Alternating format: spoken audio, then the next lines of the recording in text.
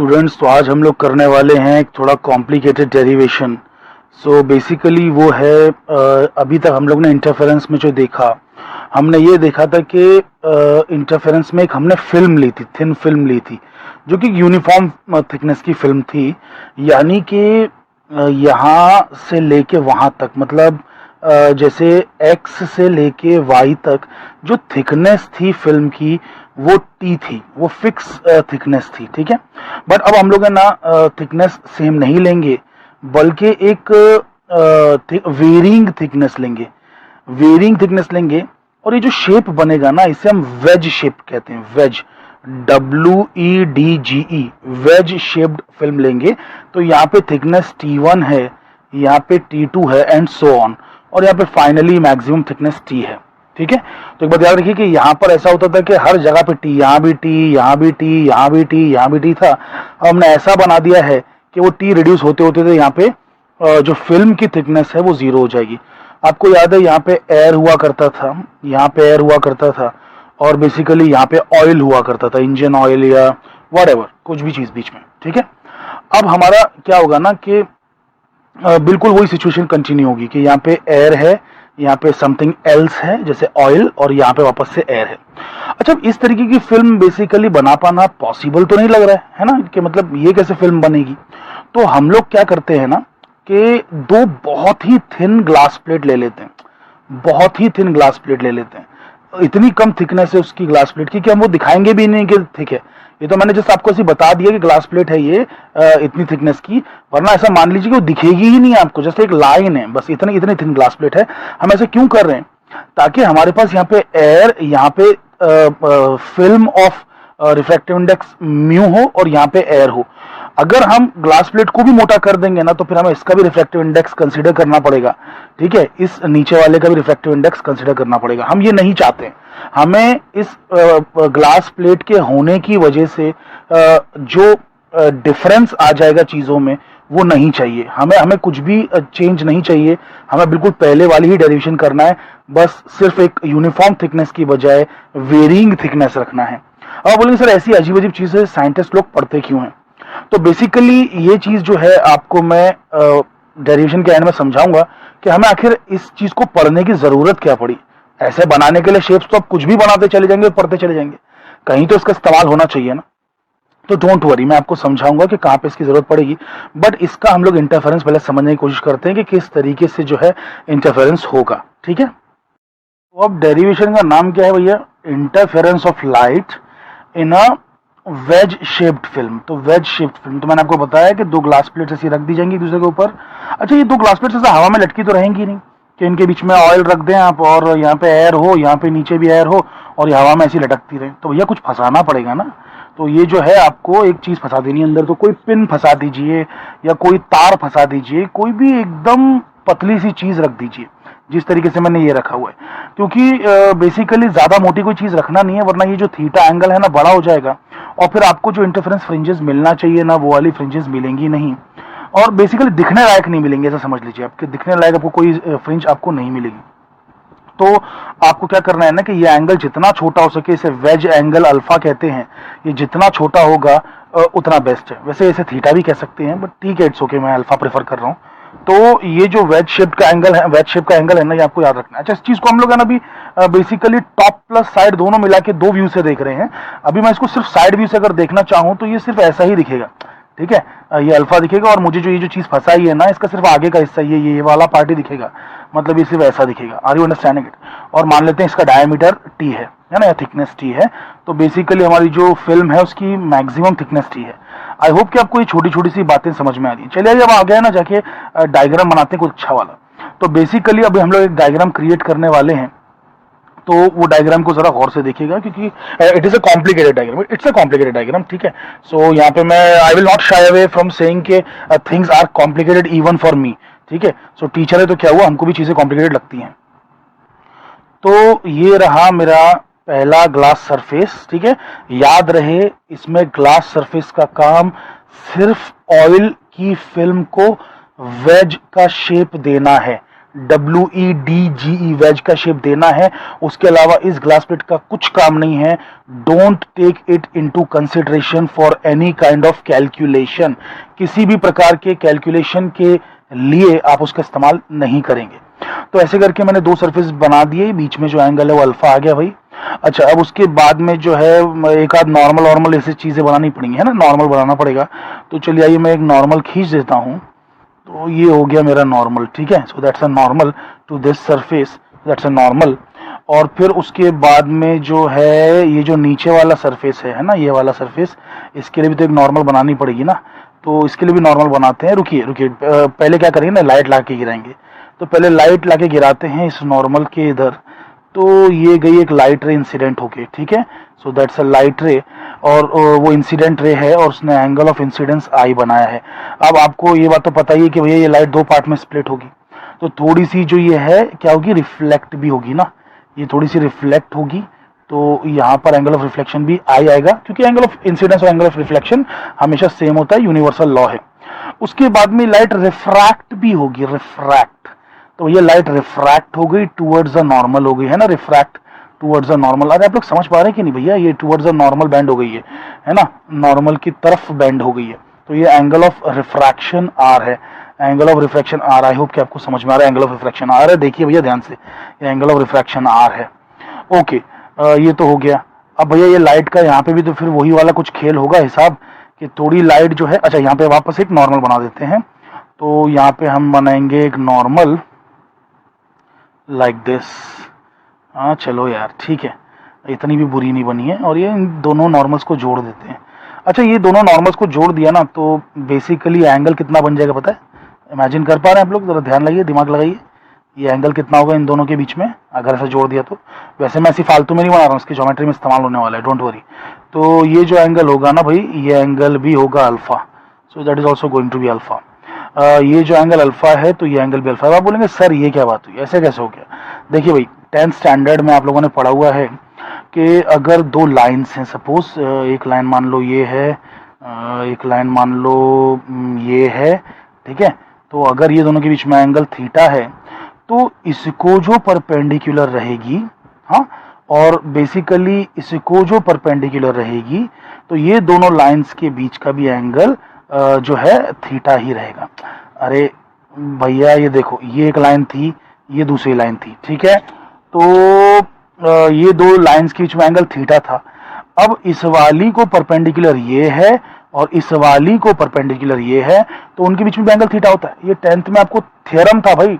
अब बेसिकली इसको साबित, अगर आप चाहते हैं कि नहीं नहीं सर हमको याद नहीं आ रहा, आप साबित करो यार। चलो साबित कर लेते हैं। तो भैया ये थीटा नहीं है मान लेते हैं, कुछ और ही होगा। Let's check. तो अगर ये 90 है, अच्छा ये भी 90 है, ठीक है, ये 90 है, ये भी 90 है, याद रखना। ओके, अच्छा अब ये थीटा है, तो भैया ये कितना होगा, 90 माइनस थीटा। अरे होगा कि नहीं होगा 90 माइनस थीटा? यस ना। टोटल एंगल कितना होना चाहिए, 180 होना चाहिए। 90 तो यही है, ये थीटा है, तो भैया ये 90 माइनस थीटा होगा, तब जाके 180 होगा ना। अच्छा, अगर वो 90 माइनस थीटा है, ये तो वर्टिकली ऑपोजिट एंगल है, ये 90 माइनस थीटा है ना, ये भी 90 माइनस थीटा है। अरे वर्टिकली ऑपोजिट, तो फिर ये कितना होगा, थीटा होगा, क्योंकि टोटल एंगल 180 होना चाहिए। 90 माइनस थीटा और ये थीटा होगा, तब जाके 180 डिग्रीज का पूरा ट्राइंगल बनेगा। सो आई होप कि आपको समझ में आ गया, इतना डिफिकल्ट नहीं है आपके लिए। अरे जस्ट एक रैंडम मैंने सबको बता दिया भाई। तो इस वाले सरफेस को ये पैरेलल है, मतलब सॉरी परपेंडिकुलर है, और इस वाले सरफेस को ये परपेंडिकुलर है। तो भैया ये दो सरफेसेस थे, इनको परपेंडिकुलर जो दो हैं उनके बीच में एंगल वही बनेगा। अच्छा, ये मैंने फालतू में नहीं बताया, इसका यूज है आगे। चलो अच्छा, अब जो है ये वाली जो रे है हमारी, ये भी वही करेगी कि थोड़ा सा away from the normal bend हो जाएगी और थोड़ा रिफ्लेक्ट हो जाएगी। अवे फ्रॉम द नॉर्मल वाली जो बाहर जा रही है ना, वो रिफ्लेक्टेड वाली या ट्रांसमिटेड वाली जो भी कहना चाहें, सॉरी रिफ्रैक्टेड वाली या ट्रांसमिटेड वाली जो भी है ना, उसे हम नहीं लेने वाले, उसका हमारे लिए कोई यूज नहीं है इस डेरिवेशन में फिलहाल। ठीक है, मैं इसको जरा अच्छे से बना देता हूँ एक बार। तो ध्यान से देखिए कि भैया ये जो रे अंदर आई ना, रिफ्रैक्टेड होके जो रे अंदर आई ना मीडियम के अंदर, बाय द वे यहाँ पे मीडियम कौन सा है, तो दिस इज μ1 इक्वल्स टू 1, यानी कि एयर है। ये μ2 इक्वल्स टू म्यू है, और ये फिर से μ1 इक्वल्स टू 1 है। ठीक है, तो एयर है, तो बीच में ऑयल है और बाहर जो है दोनों आजू बाजू एयर है। और यहाँ पर जो इसकी मैक्सिमम थिकनेस है ना, ये वाली थिकनेस, तो इसका भी हम जो है यहाँ पे लिख देते हैं। सो that is the thickness, maximum thickness which is T. ठीक है, ये याद रखिएगा। ओके, तो ये मैक्सिमम थिकनेस जो है वो टी है। ओके, खैर, तो बेसिकली ये रे आई, ये भी स्प्लिट होगी, थोड़ी बाहर जाएगी और जो है थोड़ी अंदर जाएगी। तो ये भी हमने ले लिया। अच्छा, फिर यहाँ पे आके ये वाली जो रे है इस पॉइंट पे आके, मतलब ये जो रे चल रही है ना भाई, ये वाली इस पॉइंट पे आके ये भी तो स्प्लिट होगी, तो थोड़ी वापस से अंदर आएगी और थोड़ी बाहर जाएगी। तो बाहर जाने वाली हमने ली, अंदर वाली का हमें कोई यूज नहीं है। तो वैसे ही ये डायग्राम अभी कॉम्प्लिकेटेड होने वाला है, तो मैं जिंदगी को और मुश्किल नहीं करना चाहता, इसलिए मैंने ये निकलने वाली रेज, ये ऐसे आने वाली रेज, ये सबको अवॉइड किया है। ठीक है, तो बेसिकली याद रखिए, बड़ा सिंपल सा डायग्राम है। यहाँ से करके लाइट आई, मुड़ी, थोड़ी टुकड़े होकर उधर गई, फिर यहाँ से टकरा के इधर आई, फिर इधर चली गई।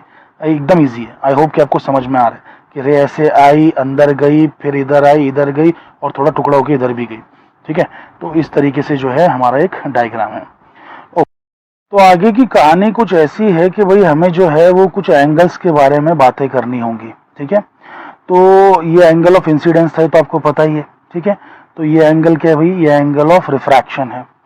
ये हो जाएगा, ये वाला जो एंगल हो जाएगा इस ट्राइंगल के अंदर। आप देख सकते हैं एक ट्राइंगल बन रहा है, राइट। ये ट्राइंगल दिख रहा है आपको, ये वाला है ना, ये ट्राइंगल आपको नजर आ रहा है, ये वाला, ये ट्राइंगल। तो ये ट्राइंगल के अंदर एक एंगल तो ये अल्फा है, एक एंगल आर है, तो बचा हुआ एंगल कितना होगा? तो कोई भी बता देगा कि सर ये एंगल तो बड़ा सिंपल है, it is 180 minus alpha plus r, क्योंकि टोटल 180 होना चाहिए। तो 180 में से अल्फा और आर घटा दूंगा, अल्फा और आर को घटा दूंगा, तो मुझे वो बचा हुआ एंगल मिल जाएगा। Right, am I correct? Right. अब बोलेंगे आप सर किसका यूज किया है? रुकिए, अभी बिल्कुल समझ में आ जाएगा थोड़ी देर के अंदर। मुझे जरा जो है ना लाइंस को एक्सटेंड करने दीजिए। तो ये जो रे आ रही है ना, ये वाली रे, ये वाली जो इतनी लंबी रे आ रही है, इसको मैं थोड़ा सा एक्सटेंड कर लेता हूँ। इसको मैं ना ऐसा यहाँ पे ले लेता हूँ, ध्यान दीजिएगा। ठीक है, मैं एक्सटेंड कर रहा हूँ उसको। तो मैं एक्सटेंड करता गया, कहाँ तक पहुंची है रे? कुछ यहाँ तक आ गई है। और फिर ये जो ये पॉइंट है ना, ये वाला पॉइंट, ये देखिए ऊपर ऊपर पॉइंट दिखा रहा हूँ मैं, ये वाला पॉइंट, यहाँ से भी है ना, मैं जो है बिल्कुल एक नीचे जाके इसे टच कर लेता हूँ। तो यहाँ पर भी मुझे एक ट्राइंगल मिल चुका है, यहाँ पर भी मुझे एक ट्राइंगल मिल चुका है। अब जरा ध्यान दीजिए, गौर कीजिए इन चीजों पे कि यहाँ पे हो क्या रहा है। ठीक है, लेट्स ट्राई टू अंडरस्टैंड। तो कुछ नाम दे देते हैं वरना मजा नहीं आएगा। तो let's call this as like point B, let's call this as point C, है ना, कुछ तो ऐसा नाम देना पड़ेगा ना भाई। सी दे देते हैं इसका नाम, let's call this as D, and then let's call, there are different points है, let's call some point O, है ना। नाम रखने में कुछ वो टेंशन नहीं है, हम कुछ भी नाम रख सकते हैं। तो basically let's call that is point O, और फिर इसका नाम कुछ रख देते हैं यू, समथिंग लाइक दैट, है ना, ऐसे कुछ नाम रख देते हैं पॉइंट्स का। ये वो बी था, इसका नाम ए रख देते हैं। तो इस तरीके से जो है चीज़ों को हम लोग ने नाम दे दिया। तो आपको पता है कि यहाँ वाला एंगल अभी क्या आने वाला है, ध्यान दीजिएगा। तो ये जो एंगल आने वाला है, ये angle, this is going to be, इसको मैं लिख देता हूँ 1, एक सेकेंड ना, ध्यान से सोचिएगा। This is going to be not 180, this is going to be 180 में से 180 माइनस अल्फा प्लस आर। मतलब देखिए, सुनिए, ये लाइन दिख रही है आपको, सीधी सीधी लाइन है ना, ये सीधी सीधी लाइन आपको दिख रही है। इस लाइन में से आपने क्या किया ना कि एक एंगल बना लिया। देखो ध्यान से देखो, आपने क्या किया ना, ये एक एंगल बना लिया। इस एंगल का नाम क्या है? इस एंगल का नाम क्या है? 180 माइनस अल्फा प्लस आर। तो भैया 180 में से जब आप घटाओगे 180 माइनस अल्फा प्लस आर, तो बचेगा क्या? अल्फा प्लस आर बचेगा। तो ये जो बचा हुआ एंगल है वो अल्फा प्लस आर है। आई होप कि आप लोग देख पा रहे हैं, है ना, इतनी पारदर्शी आपकी नजर तो होगी कि आप इसे देख पा रहे हैं कि ये अल्फा प्लस आर है। अरे भैया, ये एक स्ट्रेट लाइन है, मैंने उसी को एक्सटेंड करके ना इस लाइन से मिलाया है, इस लाइन से जोड़ा है। मैंने डी से लाइन नीचे लाई यू तक, और बेसिकली बी को मतलब यू पॉइंट पे जोड़ दिया, ऐसा समझिए। ठीक है, और मैं बराबर से इसमें इतना खूबसूरत नहीं बना पाया हूँ, तो ऐसा नहीं कि वो करेक्ट नहीं है, इट इज राइट ओनली। ठीक है, इट इज करेक्ट। तो ये अल्फा प्लस आर एंगल हो गया। आई होप कि आपको समझ में आ रहा है। तो फिर वर्टिकली ऑपोजिट एंगल अगर देखा जाए तो ये भी अल्फा प्लस आर होगा। और फिर बिकॉज ये एंगल ऑफ इंसिडेंस जैसा है इस नॉर्मल के लिए, इस नॉर्मल के लिए ये एंगल ऑफ इंसिडेंस जैसा है, तो फिर ये एंगल ऑफ रिफ्लेक्शन होगा इधर, है ना। तो अगर ये इस नॉर्मल के लिए एंगल ऑफ इंसिडेंस जैसा है, तो एंगल ऑफ रिफ्लेक्शन भी तो उतना ही होगा। तो this is also going to be alpha plus r. Okay, ये भी अल्फा प्लस आर हो गया। अब अगर वो अल्फा प्लस आर हो गया है, ठीक है, तो बेसिकली ये वाला एंगल क्या होगा, this is going to be alpha plus r, this is going to be alpha plus r. I hope कि आपको समझ में आ रहा है, ठीक है।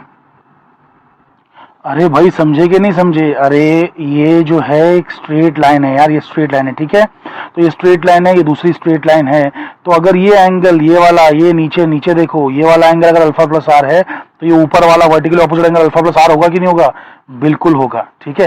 तो वो अगर अल्फा प्लस आर है, ये वाला एंगल अगर अल्फा प्लस आर है, तो बेसिकली क्या होगा ना कि ये वाला जो एंगल है ये भी अल्फा प्लस आर होगा। ये अल्फा प्लस आर क्यों होगा, क्योंकि ये एंगल ऑफ इंसिडेंस है एक तरीके से, और ये एंगल ऑफ रिफ्लेक्शन है। आई होप कि आपको समझ में आए। अच्छा, अब अगर आप ध्यान से देखें तो ये एक पूरी लाइन है, ठीक है, ये एक पूरी लाइन है, ध्यान से देखिएगा, ये एक स्ट्रेट लाइन है, भले इतनी अच्छे से नजर ना आ रही हो, लेकिन ये एक स्ट्रेट लाइन है। तो अगर ये एक स्ट्रेट लाइन है और उस स्ट्रेट लाइन में से 2 अल्फा प्लस आर निकाल दिए गए, अरे 2 अल्फा प्लस आर निकाल दिए गए, तो भैया बचेगा कितना, 180 माइनस 2 अल्फा प्लस आर। समझ रहे हैं कि नहीं समझ रहे हैं आप। अगर इस स्ट्रेट लाइन में से, इस स्ट्रेट लाइन में से अगर 2 बार अल्फा प्लस आर आपने निकाल दिया, तो ये एंगल कितना बचेगा, तो this angle is going to be 180 minus twice of alpha plus r. I hope कि आपको ये बात समझ में आ रही है। अच्छा, अब बेसिकली ये तो था ही अपना अल्फा प्लस आर। आप बोलेंगे सर कैसे था, अरे भाई ये एक लाइन है, ये उसकी पैरेलल दूसरी लाइन है, दो पैरेलल लाइंस हैं और उनके बीच में एक ट्रांसवर्सल है, तो भैया ये तो ऑल्टरनेट एंगल हो गया ना अल्फा प्लस आर, ठीक है कि नहीं। तो ये अगर अल्फा प्लस आर है तो ये भी अल्फा प्लस आर है, ऑल्टरनेट एंगल्स यार, 2 पैरेलल लाइन बीच में ट्रांसवर्सल, तो ये और वो एंगल सेम, ठीक है, तो बेसिकली वो अल्फा प्लस आर है। अच्छा, अब उस 180 minus twice alpha plus r में से अगर ये अल्फा प्लस आर घट जाए, सुनो ये ट्राइंगल को देखो, ये ट्राइंगल को देखो, ये ट्राइंगल को देखो, ये ट्राइंगल को, तो ये ट्राइंगल के अंदर, इस ट्राइंगल के अंदर एक एंगल है 180 minus twice alpha plus are और एक एंगल है अल्फा प्लस आर, तो इसको जब घटा दोगे तो बेसिकली यहाँ पे आपको फिर से क्या मिलेगा, अल्फा प्लस आर, ठीक है। तो ऐसे करके टोटल मिला के 180 डिग्री हो जाएगा, ये भी अल्फा प्लस आर हो जाएगा। तो इसका अब तो सिंपल सा मतलब एक तरीके से अगर देखा जाए तो ये हो गया कि जैसे कि है ना, ये जो 2 छोटे ट्राइंगल्स है ना, ये कॉन्ग्रुएंट हो गए, एक ट्राइंगल ये वाला और एक नीचे वाला ट्राइंगल, ठीक है, ये कॉन्ग्रुएंट हो गए, ठीक है। इसका ये मतलब है, सिमेट्री ऑफ द फिगर है, वो कॉन्ग्रुएंसी भी आप प्रूव कर सकते हैं, ठीक है। अब जरा आप क्या कीजिए ना, डी से एक परपेंडिकुलर ड्रॉप कीजिए इस लाइन बीसी पे। जब लाइन बीसी पे परपेंडिकुलर ड्रॉप करेंगे तो ये वाला एंगल हो जाएगा भैया 90, है ना, ये तो 90 है क्योंकि परपेंडिकुलर ड्रॉप किया। अच्छा, ये एंगल ऑफ रिफ्रैक्शन आर था, ये एंगल ऑफ रिफ्रैक्शन आर था, तो भैया ये एंगल कितना हो जाएगा, this will be 90 minus r. I hope कि आपको समझ में आ रहा है, ये 90 माइनस आर हो जाएगा। अरे क्योंकि टोटल एंगल 90 है ना भाई, 90 है, तो बेसिकली आर और वो 90 माइनस आर। क्यों 90 क्यों है, अरे क्योंकि ये सरफेस है और ये नॉर्मल है, सरफेस और नॉर्मल के बीच में कितना एंगल होता है, 90 का होता है, तो वो 90 माइनस आर हो गया। तो फिर ये कितना हो गया, ये आर हो गया। आई होप कि आपको समझ में आए कि ये जो छोटा ट्राइंगल बन रहा है, let's say it is BDI triangle, इसका नाम आई रख देते हैं, इस पॉइंट का नाम, जहाँ पे परपेंडिकुलर ड्रॉप की गई है, जहाँ पे परपेंडिकुलर ड्रॉप की गई है उसका नाम आई रख देते हैं, तो BDI।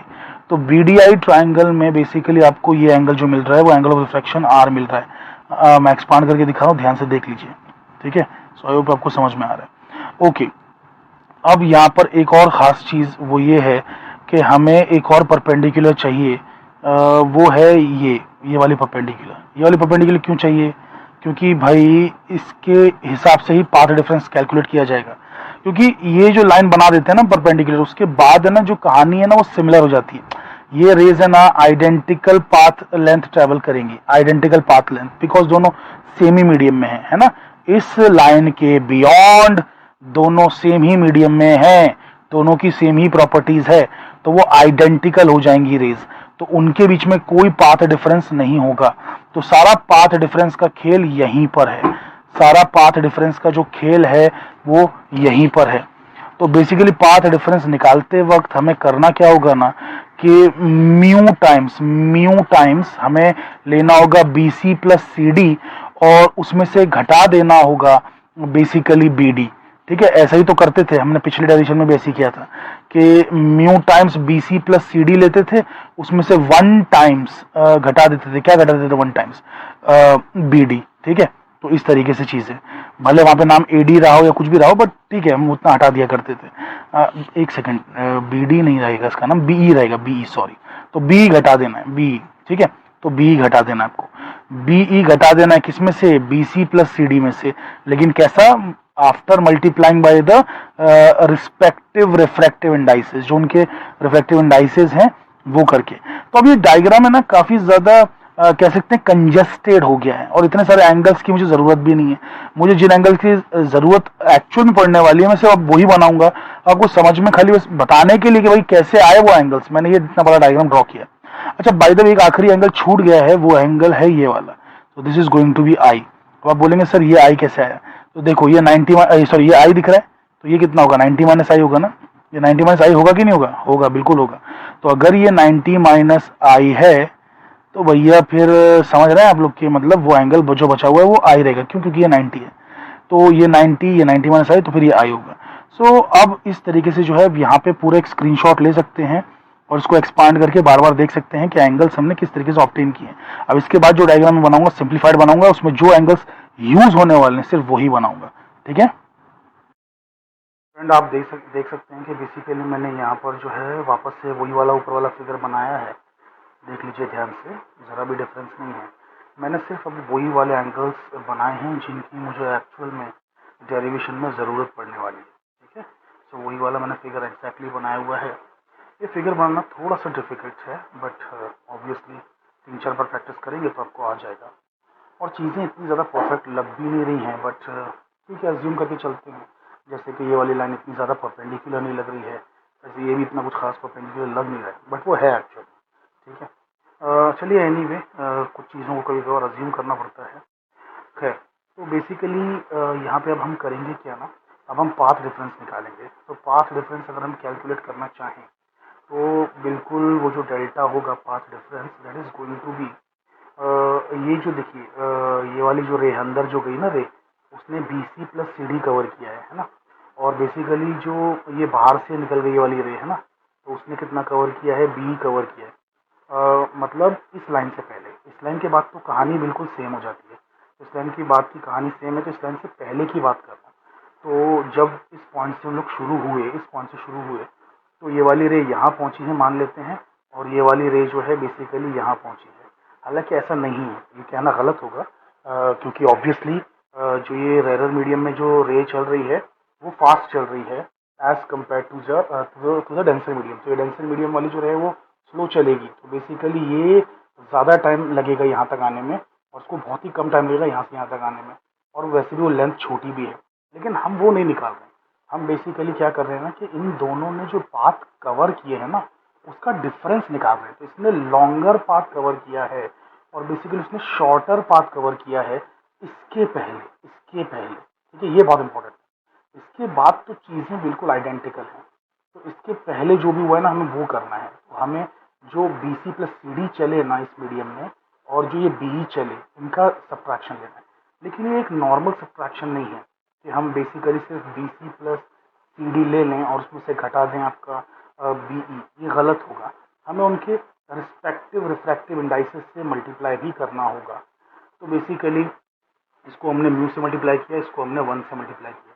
ये बात ज़रा याद रखिए, क्योंकि देखिए जब आप बेसिकली एक मीडियम से दूसरे मीडियम में जाते हैं ना, तो the number of wavelengths that you cover, the number of wavelengths that you cover for that same particular distance is more.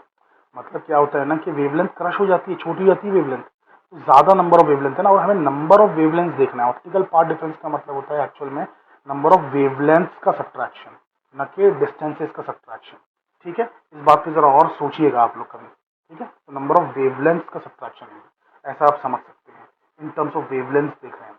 चलिए खैर, ये जो B C plus C D है और बी है, अब इसको सब्सटीट्यूट करना पड़ेगा, कुछ वैल्यूज डालना पड़ेंगी, ताकि जो है अननोन जितने भी लिए हैं हमने, अननोन चीज़ें कम हो जाए, ठीक है। तो बी सी को जो है मैं लिखता हूँ बी आई प्लस आई सी।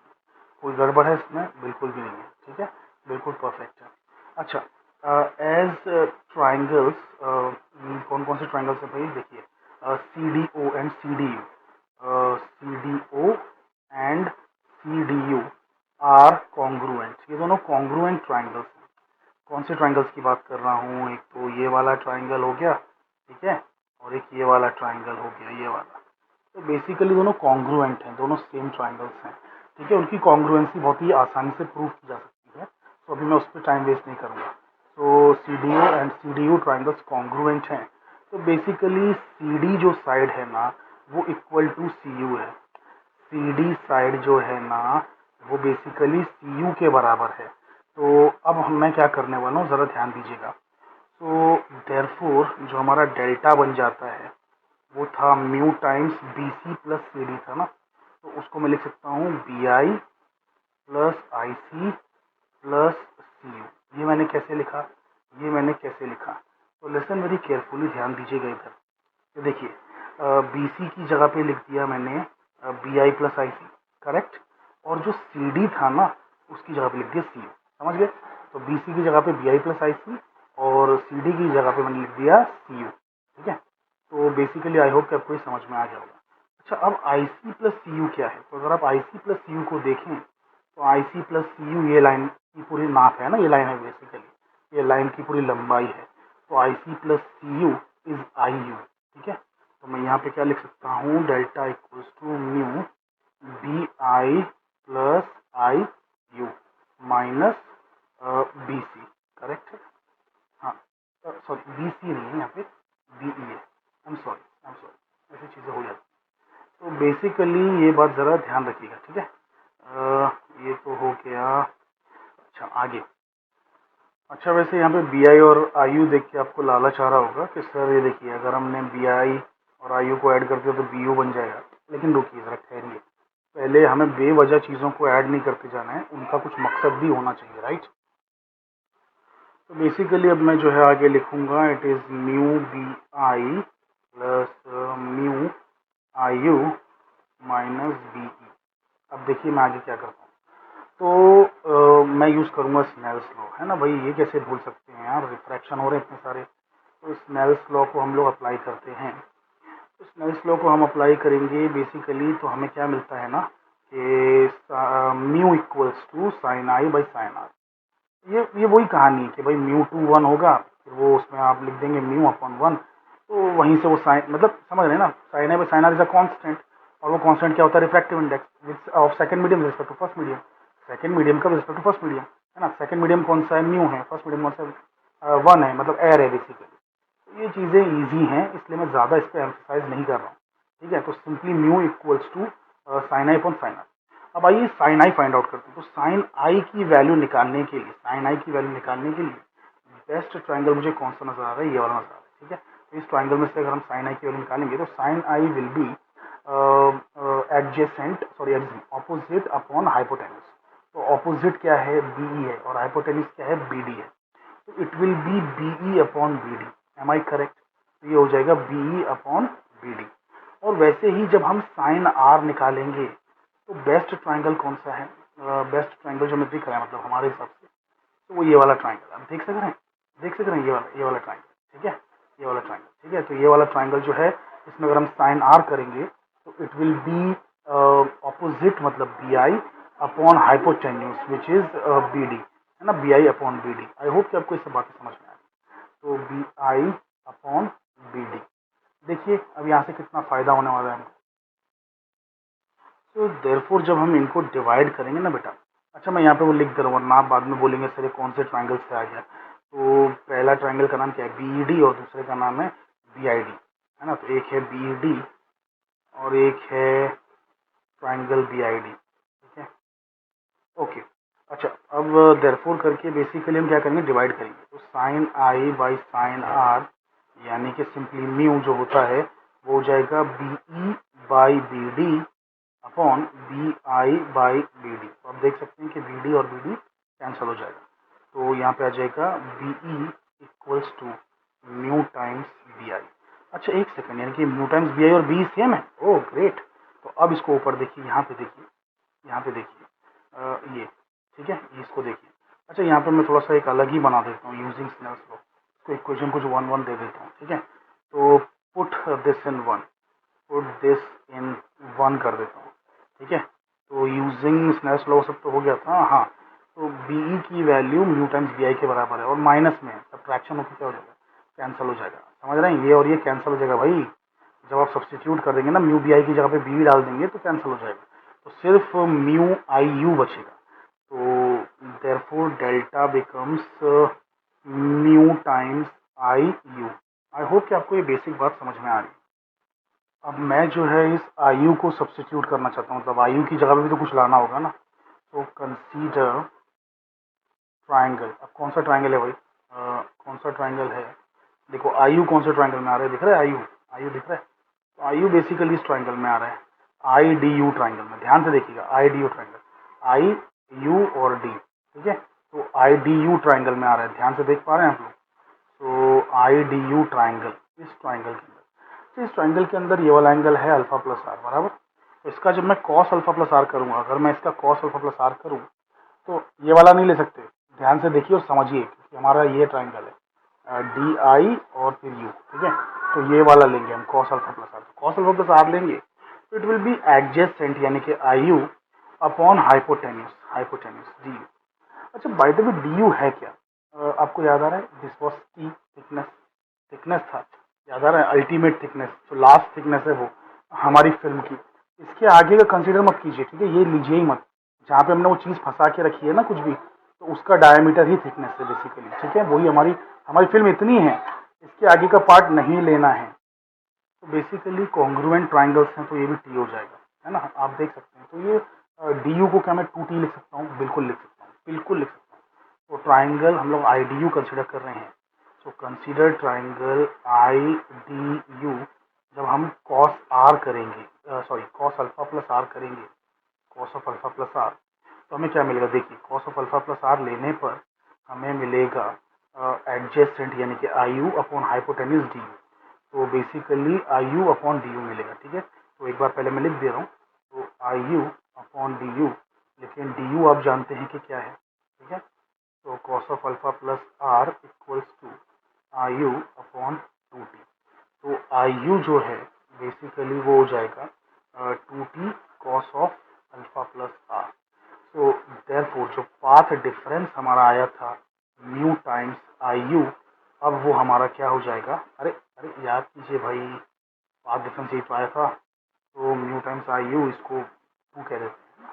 तो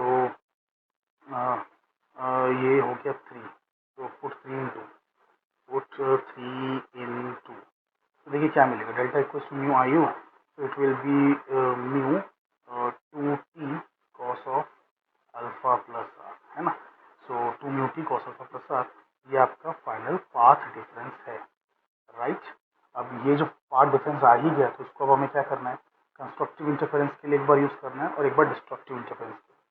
तो for constructive interference, for constructive interference, constructive interference के लिए क्या लेना पड़ेगा हमें, कंस्ट्रक्टिव इंटरफेरेंस के लिए हमें लेना पड़ेगा basically two mu T cos of alpha plus r plus minus lambda by two equals to two n lambda by two. अब आप बोलेंगे सर ये आपने plus minus lambda by two क्यों दिया, तो भैया ये वही पुरानी कहानी, स्टोक्स लॉ, स्टोक्स लॉ। अब आप बोलेंगे सर स्टोक्स लॉ यहाँ कहाँ से आ गया, तो देखिए देखिए ध्यान से देखिए, ये जो चीज़ नॉर्मली जो आपको कोई भी है ना बेसिकली पढ़ाएगा, कोई भी टेक्स्ट बुक पढ़ाएगी, वो सिंपली बोल के छोड़ देगी। मैंने तो अक्सर टेक्स्ट बुक्स में यही देखा है, तो वो लोग बोल के छोड़ देते हैं कि यूजिंग स्टोक्स लॉ, लेकिन आपको ये नहीं बता रहे कि स्टोक्स लॉ आपने जो अप्लाई किया वो एक ही बार अप्लाई क्यों किया, यानी कि ये लाइट आई, ये टूटी ब्रेक हुई, बराबर, ये लाइट आई, ये ब्रेक हुई, थोड़ी सी इधर गई रिफ्लेक्ट होकर और थोड़ी रिफ्रैक्ट होकर गई,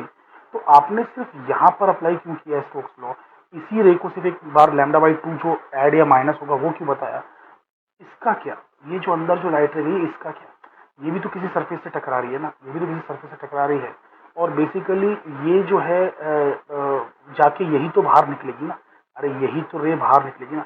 अच्छा by the way this is not a straight line ना, this is not a straight line, ये बैंड हुई है, ये लाइट जो है ना थोड़ी बैंड हुई है, वो रिफ्रैक्शन की वजह से, ठीक है, वो इतना अच्छे से दिख नहीं रहा डायग्राम में, बट बैंड हुई है। बट एनीवे वो सब छोड़िए, मेरा सवाल आपसे ये है कि यहाँ पर आप अप्लाई कर रहे हो लैम्डा बाई टू, यहाँ पे लैम्डा बाई टू अप्लाई क्यों नहीं कर रहे, और अगर दोनों में करोगे तो वो लैम्डा बाई टू का फैक्टर ही हट जाएगा, लेकिन हम फैक्टर हटा तो नहीं रहे, रख रहे हैं, यानी कि दोनों में से किसी एक में हो रहा है लैम्डा बाई टू। तो मैं बता दूं कि यहाँ जो है वो वाला पार्ट हो रहा है जो स्टोक्स ने कहा है, और यहाँ पे नहीं हो रहा है, क्यों नहीं हो रहा है उसकी वजह सुनिए। बेसिकली यहाँ पे एयर है, यहाँ पे ऑयल है, और यहाँ पे फिर से एयर है। तो अगर ऐसी कहानी है तो एयर से मतलब रेयर मीडियम से डेंस मीडियम की तरफ जा रहे हैं, तो ये हार्ड बाउंड्री है। और जब हम ऑयल में आ चुके अंदर, तो फिर हम कहाँ जा रहे हैं, वापस बाहर एयर की तरफ जा रहे हैं, तो ये सॉफ्ट बाउंड्री है।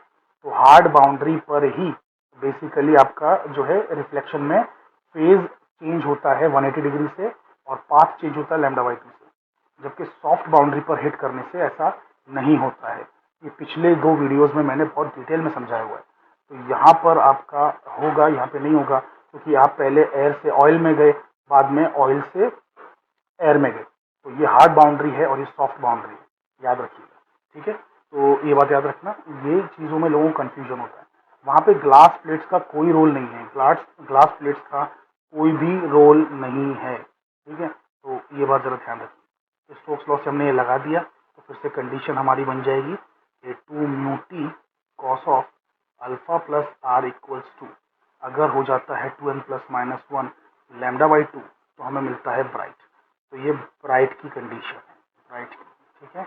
और डार्क की कंडीशन के लिए सिमिलरली वर्ड लिख देता हूँ, similarly 2μt cos of alpha plus r जो रहेगा वो हो जाएगा 2n λ/2 फॉर डार्क, ठीक है। सिमिलरली क्यों लिखा, अरे क्योंकि यहाँ पर प्लस माइनस λ/2 है, ठीक है। डार्क के लिए मैं यहाँ पे 2n λ/2 थोड़ी लूँगा, बल्कि 2n प्लस माइनस 1 λ/2 लूँगा। तो ये प्लस माइनस λ/2, वो प्लस माइनस λ/2 कैंसिल होकर सिर्फ 2n λ/2 ही बचेगा, ठीक है। तो ये हो गई डार्क की कंडीशन। आई होप कि आपको ये बात बखूबी समझ में आ चुकी है, राइट। तो ये जो चीज़ है, ये हमारा एक थिन वेज शेप्ड फिल्म जो है उसके लिए बेसिकली हमारा इंटरफेरेंस की कंडीशन है, ठीक है। चलिए, तो इसके आगे अभी जो है हम देखने वाले हैं कि फ्रिंजेस कैसी बनेंगी और फ्रिंज विड्थ क्या होगा, ठीक है, और एंगल के साथ क्या रिलेशन है, ठीक है। तो डियर स्टूडेंट्स, बेसिकली हमने ये ऑब्टेन कर लिया है मतलब conditions for bright and dark. अब हम लोग क्या करते हैं ना कि बेसिकली फ्रिंज विड्थ डिराइव करने से पहले हम लोग समझने की कोशिश करते हैं कि फ्रिंजेस का शेप कैसा होगा। तो है ना, एक्चुअल में ऐसा देखा गया है कि फ्रिंजेस जो बनती हैं ना, हमें जो नज़र आती हैं, दे आर बेसिकली पैरेलल। मतलब यानी कि ये मान लेते हैं कि दिस इज़ लाइक ब्राइट, फिर बीच में डार्क आ गया, फिर वापस से ब्राइट आ गया। मैंने येलो लाइट का इस्तेमाल किया है सोडियम लैम्प से आती हुई, तो मुझे बीच में डार्क, फिर ये ब्राइट, इस तरीके से ना स्ट्रेट फ्रिंजेस हमको जो है नज़र आती हैं। और फ्रिंज विड्थ भी कांस्टेंट नज़र आती है। ये जो वेज शेप्ड फिल्म है, हमने इसे जब मेजर किया है ना टेलीस्कोप से, एक्सपेरिमेंटली, टेलीस्कोप नहीं, ट्रैवलिंग माइक्रोस्कोप से, तो बेसिकली हमको जो ये फ्रिंजेस है ना, एक तो स्ट्रेट भी आती हैं और इनके बीच का जो गैप है ना फ्रिंज विड्थ, वो भी कांस्टेंट आता है। तो बेसिकली उसके पीछे रीज़न क्या हो सकता है। सो लिसन, अभी हम लोग ले कैसी रहे हैं, लाइट जो आके गिर रही है ना, मतलब यानी कि इस पे ग्लास प्लेट पे, that is basically parallel light. हम लोग जो है ना इन्फिनिटी से आने वाली जो पैरेलल लाइट रेज होती हैं, अगर इन्फिनिटी से नहीं आ रही हैं, पास की सोर्स से आ रही हैं, तो आप बीच में एक बाइकॉन्वेक्स लेंस रख दीजिए। सोर्स को आप उसके फोकस पे रखिए। सुनिए, सोर्स को अगर आप फोकस पे रखते हैं तो उससे तो लाइट रेज पैरेलल नहीं होती हैं, वो डाइवर्ज होती हैं। लेकिन अगर ये सोर्स को अगर आपने ना फोकस पे रखा हुआ है किसके, बाइकॉन्वेक्स लेंस के, तो बेसिकली आप पैरेलल लाइंस बना सकते हैं ना। तो मैं वही कह रहा हूँ कि या तो नज़दीक से आ रही है तो आप पैरेलल लाइंस बना के लीजिए, या फिर बेसिकली इन्फिनिटी से आ रही है, जैसे कि सन से आ रही है, कहीं और से आ रही हैं, तो फिर बेसिकली क्या करेंगे कि वो ऑटोमेटिकली पैरेलल होंगी, ठीक है। तो सिचुएशन यहाँ पे बिल्कुल वैसी ही है कि पैरेलल लाइट रेज आके गिर रही है। अभी जब पैरेलल लाइट रेज आके गिरेंगी तो इनका जो है एंगल ऑफ इंसिडेंस सभी का सेम होगा। जब एंगल ऑफ इंसिडेंस सेम होगा तो एंगल ऑफ रिफ्रैक्शन भी सेम होगा। तो बेसिकली आर कांस्टेंट है, और आर कांस्टेंट, अल्फा तो कांस्टेंट है ही, क्योंकि वो तो वेज के बीच में जो एंगल बन रहा है वो है, ठीक है। तो मतलब वेज का एंगल है वो, तो दो ग्लास प्लेट्स के बीच का एंगल, तो आर कांस्टेंट है, अल्फा कांस्टेंट है, तो वो ये कॉस वाला पार्ट कांस्टेंट हो गया। वैसे ही जो है अपना जो म्यू है, बेसिकली म्यू वो जो बीच में ऑयल भरा हुआ है उसका रिफ्रैक्टिव इंडेक्स वो भी कांस्टेंट है। तो यानी कि जो पूरा जो टर्म है ना, इट इज़ अ कांस्टेंट, ये पूरा टर्म कांस्टेंट है सिवाय इस चीज़ के। जैसे मैं ये वेज ले रहा हूँ, तो बेसिकली उसमें क्या हो रहा है ना कि यहाँ पे थिकनेस T1 है, यहाँ पे थिकनेस T2 है, लेट्स से ये डिस्टेंस x1 है, ये डिस्टेंस ये डिस्टेंस x2 है। तो बेसिकली अलग अलग डिस्टेंसेस पे थिकनेस जो है वो डिफरेंट है, तो वहाँ पे अलग अलग कंडीशन सेटिस्फाई होंगी। अलग अलग डिस्टेंसेस पे थिकनेस अलग अलग है तो अलग अलग कंडीशन सेटिस्फाई होंगी। तो कहीं पर जो है बेसिकली ये कंस्ट्रक्टिव वाली कंडीशन सेटिस्फाई होगी, कहीं पे जो है डिस्ट्रक्टिव वाली कंडीशन सेटिस्फाई होगी। तो उस वजह से आपको ब्राइट डार्क मिलेगा। तो लेकिन मान लेते हैं यहाँ पे ब्राइट मिल रहा है, फिर यहाँ पे डार्क मिल रहा है, फिर आगे जाके ब्राइट मिल रहा है, जो भी चीज़ें हैं मतलब ब्राइट डार्क जिस तरीके से जो चीज़ें मिल रही हैं, मतलब यहाँ पे एक ब्राइट हो गया, ठीक है, फिर दूर जाके कहीं पे ब्राइट है, तो यानी कि बीच में क्या है, डार्क है ना, फिर बीच में वापस डार्क है, फिर कहीं दूर जाके ब्राइट है। तो बेसिकली ऐसी चीज़ें मिलेंगी वो तो ठीक है, लेकिन एक पर्टिकुलर टी के लिए बेसिकली हमें पूरी की पूरी फ्रिंज जो रहेगी, पूरा का पूरा जो डिस्टेंस रहेगा, एक पर्टिकुलर टी का डिस्टेंस, समझिए आप, एक पर्टिकुलर जो टी है उसके लिए तो हमें वहाँ पर जो है कंडीशन कंस्ट्रक्टिव वाली मिलेगी या फिर डिस्ट्रक्टिव वाली मिलेगी। तो जब आप इस चीज़ को देखते हैं, एक वेज फिल्म को देखते हैं, तो एक पर्टिकुलर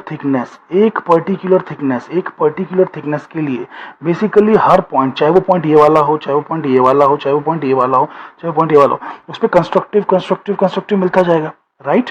और बेसिकली वैसे ही अब ये पॉइंट मान लेते हैं, तो ये वाला पॉइंट, फिर ये वाला पॉइंट, तो यहाँ पे डिस्ट्रक्टिव मिलता जाएगा, तो वहाँ पे डार्क आएगा। तो एक पर्टिकुलर थिकनेस के लिए basically you are going to get a constant thing, समझ रहे हैं आप। तो ये जो एक्सप्रेशन है हमारे पास, इतना बड़ा वाला एक्सप्रेशन, इस एक्सप्रेशन के अंदर हमने कहा कि एंगल ऑफ इंसिडेंस जब फिक्स है, क्योंकि लाइट पैरेलल आ रही है, तो एंगल ऑफ रिफ्रैक्शन भी फिक्स है, और अल्फा तो फिक्स है ही, बिकॉज वो तो दो ग्लास प्लेट्स के बीच का एंगल है, ठीक है। और म्यू जो है रिफ्रैक्टिव इंडेक्स, वो भी फिक्स है। तो अब जो पूरा दारोमदार है वो टी के ऊपर है।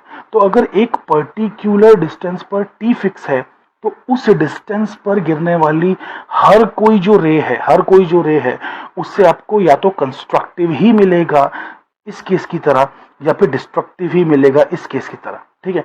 तो बेसिकली आपको एक पर्टिकुलर डिस्टेंस पर एक पर्टिकुलर टी होगा, और उसके हिसाब से आपको जो है कंस्ट्रक्टिव ही मिलेगा या डिस्ट्रक्टिव मिलेगा। तो अगर मुझे वेज के ऊपर यहाँ पे कंस्ट्रक्टिव मिल रहा है, तो यहाँ भी कंस्ट्रक्टिव मिलेगा, यहाँ भी कंस्ट्रक्टिव मिलेगा, तो बेसिकली हर पॉइंट कंस्ट्रक्टिव देगा, तो मुझे एक जो है स्ट्रेट फ्रिंज आएगी। तो फ्रिंजेस का जो शेप है मुझे स्ट्रेट दिखेगा। Are you guys understanding this basic point? Okay, I hope कि आप लोगों को ये सारी बातें बखूबी समझ में आ रही हैं, ठीक है। तो ओके, तो ये तो हो गया भाई शेप ऑफ द फ्रिंज के बारे में। अब बेसिकली हम लोग जो है ना एक्चुअल फ्रिंज विड्थ निकालते हैं, तो ज़रा गौर कीजिएगा एक्चुअल फ्रिंज विड्थ कैसे निकाली जाएगी। तो वो भी बहुत ही बड़ा सा आसान काम है फ्रिंज विड्थ निकालना। तो देखिए, फ्रिंज विड्थ निकालने में ना क्या करना है कि बेसिकली पहले तो है ना, ये मैं बना देता हूँ एक वेज शेप फिल्म, ठीक है। तो ये मैंने वेज बना दिया, ये मेरा अल्फा है, और ये मेरी जो मान लेते हैं कि nth फ्रिंज है, तो वहाँ पे थिकनेस Tn है, और ये जो है मेरी मतलब यानी कि n+1th फ्रिंज है, तो वहाँ पे थिकनेस है Tn+1। Are you guys getting this point? तो वहाँ पे Tn+1 है, ठीक है। तो बेसिकली Tn और Tn+1 मैंने ले लिया। अच्छा, इसका Tn का जो डिस्टेंस होगा उसे क्या मैं xn बोल सकता हूँ? यस। और जो बेसिकली Tn+1 का डिस्टेंस है, क्या मैं उसे xn+1 बोल सकता हूँ? यस, ठीक है। तो ये जो चीज़ है आप इसको समझिए। अच्छा, तो दोनों के बीच का जो गैप होगा ना, दोनों के बीच का जो गैप, उसे ही हम फ्रिंज विड्थ कहेंगे beta, and that is simply beta कहिए या फिर कैपिटल एक्स कहिए, आप कुछ भी कह सकते हैं। हमने वैसे पहले कैपिटल एक्स कहा हुआ है कुछ डेरिवेशंस में। तो बेसिकली जो फ्रिंज विड्थ है, चलिए यहाँ पे भी मैंने कैपिटल एक्स ही कह देता हूँ ताकि यूनिफॉर्मिटी बनी रहे। तो ये जो है ना, it is simply what, xn+1 minus xn। Are you guys understanding it? ये जो x बन रहा है, फ्रिंज विड्थ बन रहा है, वो है क्या? n+1 फ्रिंज का डिस्टेंस फ्रॉम द ओरिजिन, और माइनस कर दो xn को, है ना, मतलब nth फ्रिंज का डिस्टेंस फ्रॉम द ओरिजिन। अरे n+1 फ्रिंज का डिस्टेंस फ्रॉम द ओरिजिन और nth फ्रिंज का डिस्टेंस फ्रॉम द ओरिजिन, ठीक है। तो बेसिकली वो चीज़ को फ्रिंज विड्थ कहते हैं। तो अभी हमें वो निकालना है, तो हम कैसे निकालेंगे ज़रा गौर कीजिएगा। तो बेसिकली क्या मैं इन चीज़ों को मॉडिफाई करके लिख सकता हूँ? क्या मैं इसे मॉडिफाई कर सकता हूँ, इस इक्वेशन को इससे मॉडिफाई कर सकता हूँ? हाँ। तो पहले मैं ब्राइट फ्रिंज के लिए फ्रिंज विड्थ निकालता हूँ। So calculation of fringe width for constructive interference. तो कंस्ट्रक्टिव इंटरफेरेंस के लिए पहले मैं ट्राई करता हूँ, ठीक है। तो मैं इसका पहले निकाल दूँ, ओके। तो इसका जब मैं निकालूंगा बेसिकली, तो मुझे क्या करना है ना कि 2 म्यू लिखना है, इसको Tn लिख देना है, और यहाँ पे जो है cos of alpha plus r है, और उस साइड पे 2n प्लस -1, लैम्डा बाई 2 है। आई होप कि आपको ये समझ में आ रहा है। ये मैंने सिर्फ टी एन कर दिया है, टी एन, क्योंकि यहाँ पे एन है ना, तो एन चेंज करेंगे बेसिकली, मतलब अलग अलग फ्रिंजेस पे जाएंगे, 1 2 3 4 फ्रिंजेस पे, तो वहाँ पे थिकनेस अलग अलग होगी ना, तो बेसिकली इसको टी एन बोल दिया है।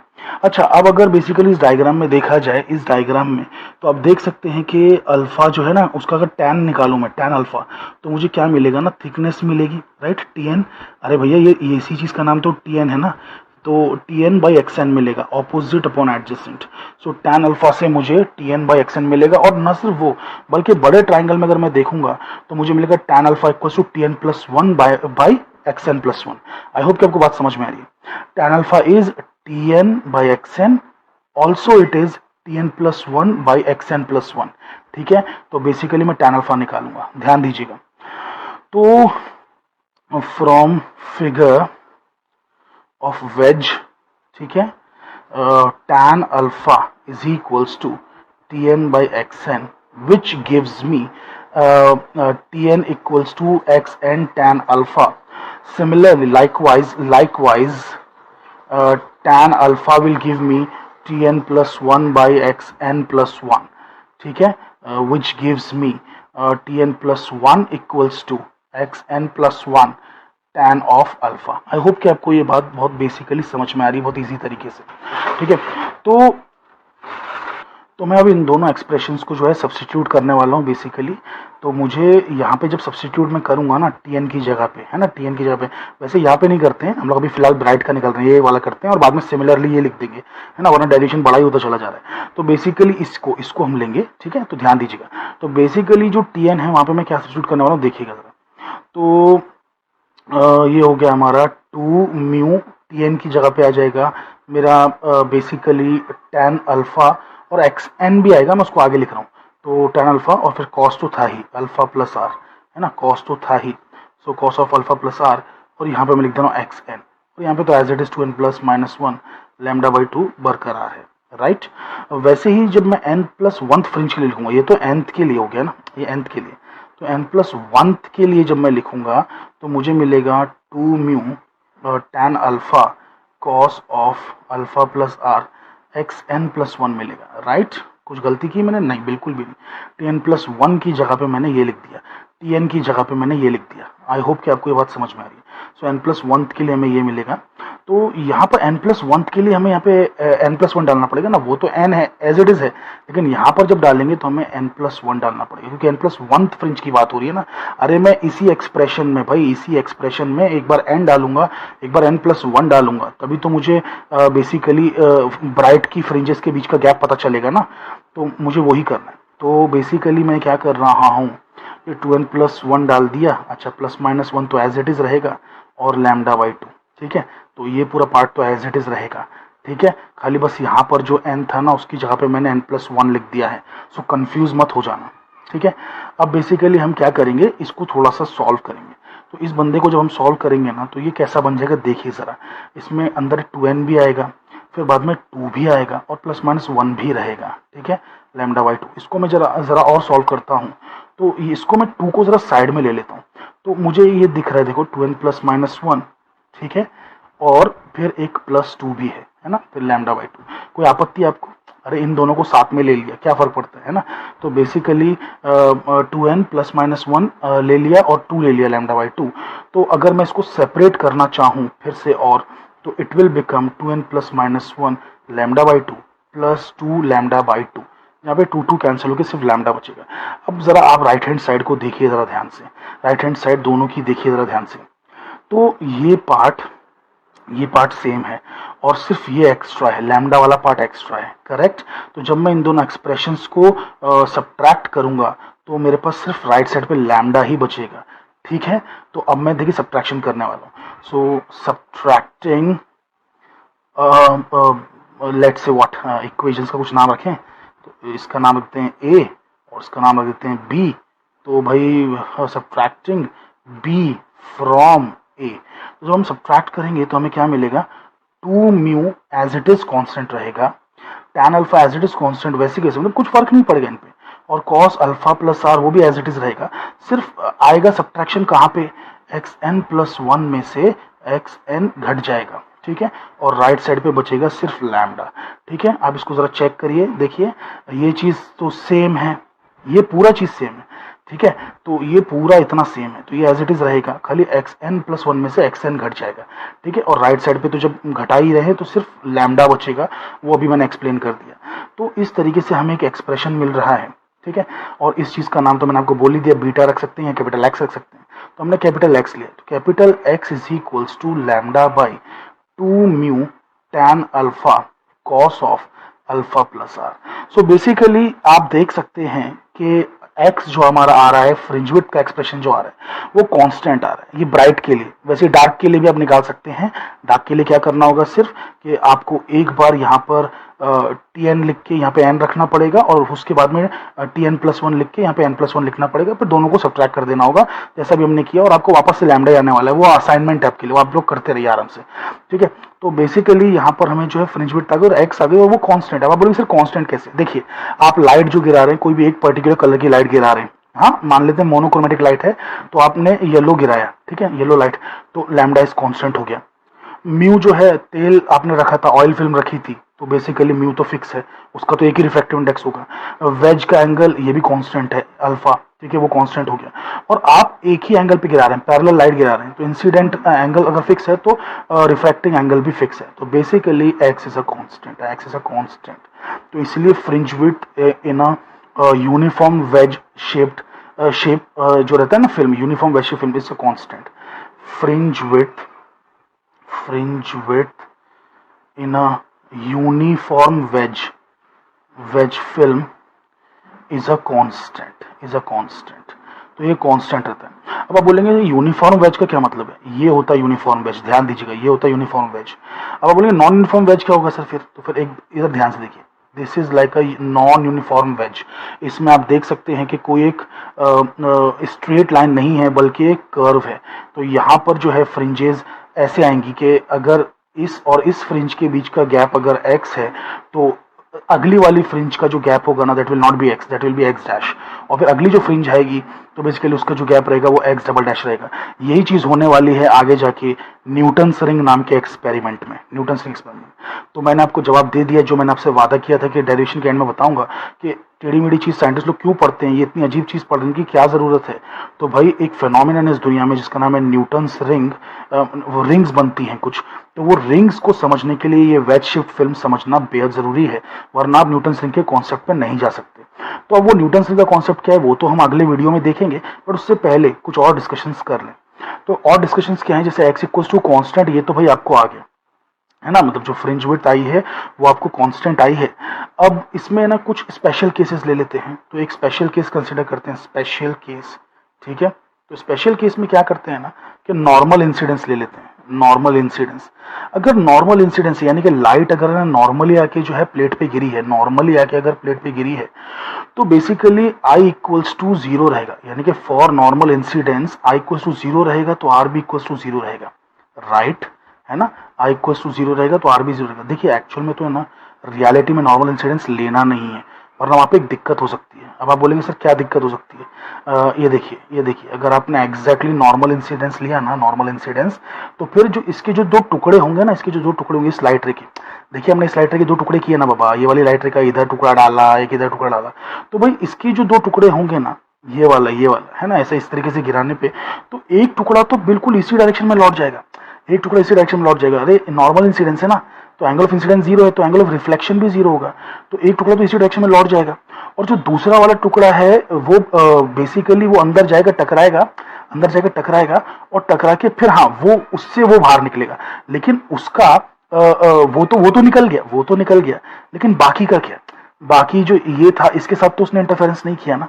तो एग्जैक्टली नॉर्मल इंसिडेंस नहीं करना होता है, थोड़ा सा जो है थोड़ा टिल्ट तो रखना ही होता है, हल्का सा टिल्ट रख दीजिए, मतलब एंगल ऑफ इंसिडेंस भले कम ले लीजिए, 0 को टेंडिंग ले लीजिए, नियर टू 0 ले लीजिए, लेकिन एग्जैक्टली 0 मत लीजिए, वरना जो इस लाइट के टुकड़े बनेंगे, बेसिकली उनमें प्रॉब्लम ये हो जाएगा कि आपका एक टुकड़ा जो लौट के जा रहा है ना, वो इससे इंटरफेयर कैसे करेगा, जो अंदर से आ रहा है बाहर टुकड़ा है ना, उससे इंटरफेयर कैसे करेगा। लोग समझ चुके हैं कि परफेक्टली नॉर्मल नहीं गिराना है, कुछ तो एंगल पे गिराना है ताकि उसके जो दो टुकड़े बने वो बेसिकली आपस में इंटरफेयर कर सके। ये बात आपको बखूबी समझ में आ गई है ना। तो अगर angle of incidence almost zero है तो एंगल ऑफ रिफ्रैक्शन भी ऑलमोस्ट जीरो होगा, क्योंकि वैसे भी एंगल ऑफ इंसिडेंस से भी छोटा होता है एंगल ऑफ रिफ्रैक्शन अगर आप रेडर से डेंसर मीडियम में जाते हैं। तो बेसिकली जो है आर को आपने इग्नोर कर दिया, तो आर को इग्नोर कर देंगे तो सिर्फ बचेगा क्या, देखिए ज़रा। तो आर को आपने इग्नोर कर दिया है तो आई इक्वल टू जीरो है, आर इक्वल टू जीरो है। तो आपको क्या मिलने वाला है, आपको यहाँ पे ये देखिए आपको क्या मिलने वाला है कि ये देखिए आपको, आपने आर को इग्नोर किया ना तो वहाँ पे सिर्फ कॉस अल्फा मिलेगा और फिर टैन अल्फा को खोल दीजिए, आपको कॉस अल्फा मिलेगा, टैन अल्फा को खोल दीजिए तो it will be x equals to lambda upon 2 mu, हाँ टैन अल्फा की जगह पे sorry sine alpha by cos alpha, और यहाँ पे रह जाएगा कॉस अल्फा। करेक्ट, ये करेक्ट है, राइट। तो ये जो कॉस अल्फा है कैंसिल हो जाएगा और आपको मिल जाएगा x equal to lambda by 2 mu sine alpha. इसी स्पेशल केस को अगर हम आगे बढ़ाते हुए ले जाएं तो मान लेते हैं कि जो अंदर फिल्म जो ट्रैप है ना दो ग्लास प्लेट्स के बीच में, दैट इज ऑल्सो एयर। हमने एयर रखने के बावजूद भी देखी हैं फ्रिंजेस, ठीक है। तो बेसिकली अगर हम ऑयल ना भी रखें ना तो भी वो जो प्लेट्स होती है ना, प्लेट्स वो थोड़ा सा स्प्लिट करने का काम कर ही देती हैं, और बीच में एयर भी होगी ना तो उसके बाद भी हमें इंटरफेरेंस देखने को मिला है, तो ये बात याद रखिएगा कि बेसिकली बीच में अगर एयर भी रहेगी ऑयल नहीं भी रहेगा ना तो भी इंटरफेरेंस देखने मिलता है। So let mu equals to 1 है ना, एयर के लिए म्यू 1 है, एंड ऑल्सो लेट्स से कि अल्फा इज़ वेरी स्मॉल, यानी कि जो वेज शिफ्ट फिल्म हमने बनाई है ना तो बेसिकली वो वेज बहुत ही पतली सी वेज है, तो alpha is very very small.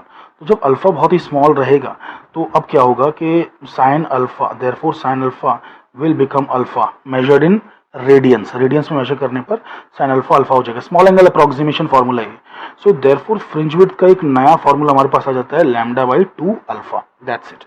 तो ये जो है इस तरीके के भी कुछ स्पेशल केसेस कई बार एग्जाम में पूछ ले जाते हैं, और वैसे भी हम क्यूरियोसिटी भी है हमको, तो हमने जो है नए नए केसेस डिराइव कर लिए। सो आई होप कि आपको expression for the fringe width जो है वो समझ में आया होगा। ये जो डेरिवेशन है इसमें सबसे टफ पार्ट सिर्फ और सिर्फ ये डायग्राम है, बाकी सारी चीज़ें तो बहुत ही आसान है सर इस चीज़ के अंदर, है ना। इस डेरिवेशन में सिर्फ और सिर्फ डायग्राम ही टफ है, और वो डायग्राम बेसिकली अगर आप सीख लें बनाना तो उसके बाद आपको कुछ भी टफ नहीं लगेगा।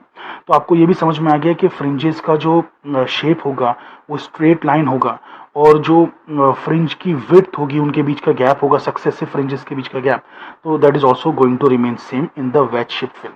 सो यहाँ पे हम लोग इसको एंड करते हैं, और न्यूटन्स रिंग जो है वो हम लोग अगले वीडियो में देखेंगे। Thank you very much.